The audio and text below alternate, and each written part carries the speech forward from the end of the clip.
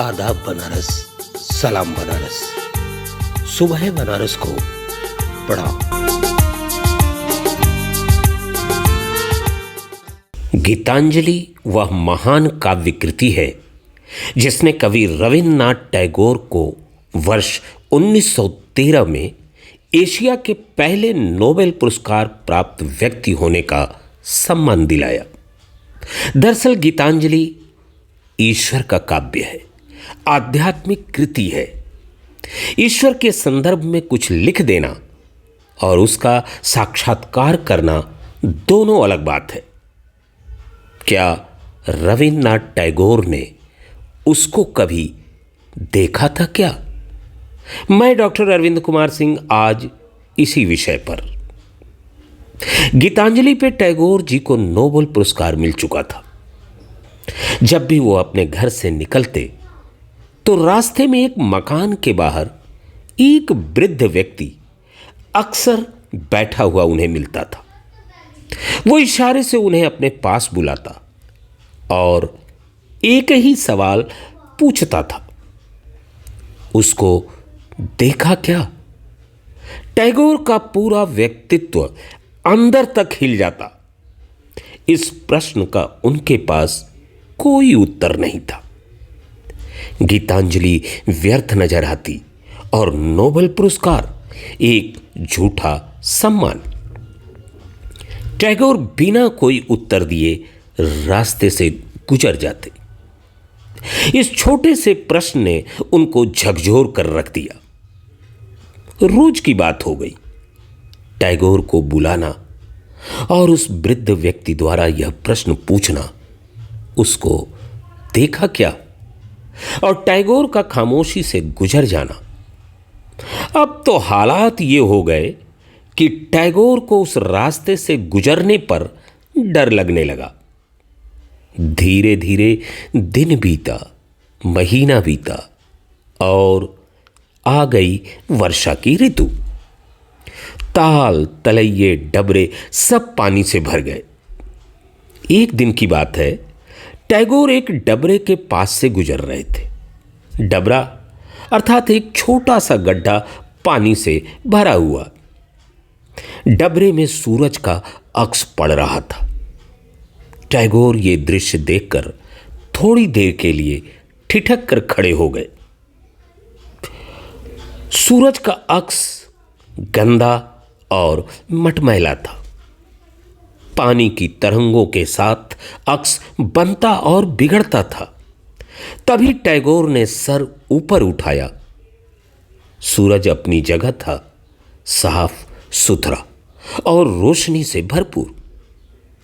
तभी उनके दिल में एक बिजली कौंधी। उन्हें प्रश्न का उत्तर मिल चुका था। इतने दिनों की खामोशी टूटी थी। गीतांजलि सार्थक नजर आने लगी और नोबेल पुरस्कार अर्थपूर्ण नजर आने लगा। उनके कदमों में पंख लग चुके थे। वह तेज कदमों से उस वृद्ध व्यक्ति के घर चल पड़े। आज उस वृद्ध व्यक्ति से बातें करने का जी चाह रहा था। उनको देखते ही वृद्ध ने सवाल दोहराया, उसको देखा क्या? हां देखा, टैगोर ने जवाब दिया। वृद्ध ने सवाल में कुछ और जोड़ा, क्या देखा और क्या पाया? टैगोर लिखते हैं, उसके बाद मैंने जो कुछ बोला न तो वो मेरे शब्द थे और ना ही मेरी आवाज। मैंने देखा वह पाक साफ स्वच्छ है और तभी मैंने दोबारा देखा वह मटमैला और बनता बिगड़ता अक्स है। वह सच है, वह झूठ है।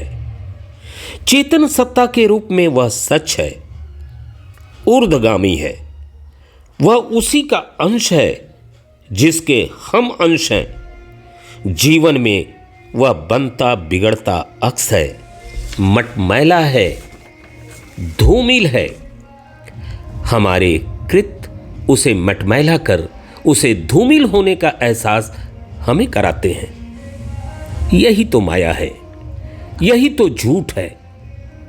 हमारा स्वर यही तो ईश्वर है। यह जब तक हमारे पास है हम जीवित हैं। स्वर का जाना हमारी मृत्यु है।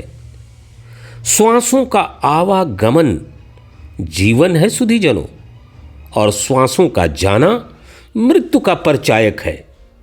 जो आया ईश्वर था, जो चला गया वो ईश्वर है। आया तो बसंत पंचमी थी, और जब गया तब ईश्वर अंश जीव अविनाशी था। इतना कहकर टैगोर ने अपना सर वृद्ध की गोद में रख दिया। वृद्ध की आंखों की चमक और उससे टपके 2 बूंद आंसू नोबेल पुरस्कार तथा गीतांजलि से बढ़कर सम्मान थे टैगोर के लिए। लता की आवाज उस चेतन सत्ता की आवाज थी जो कुछ समय के लिए हमारे करीब आई थी। आज लता जी हमारे पास नहीं है, पर उनकी आवाज हमेशा हमारे कानों में गूंजती रहेगी। अब कोई नहीं कह सकेगा कि हमने उसे नहीं देखा। तुम ही देवता हो, तुम ही देवता हो, तुम ही मेरे मंदिर, तुम ही मेरी पूजा, तुम ही देवता हो, तुम ही देवता। सलाम बनारस। सुबह बनारस को पढ़ा।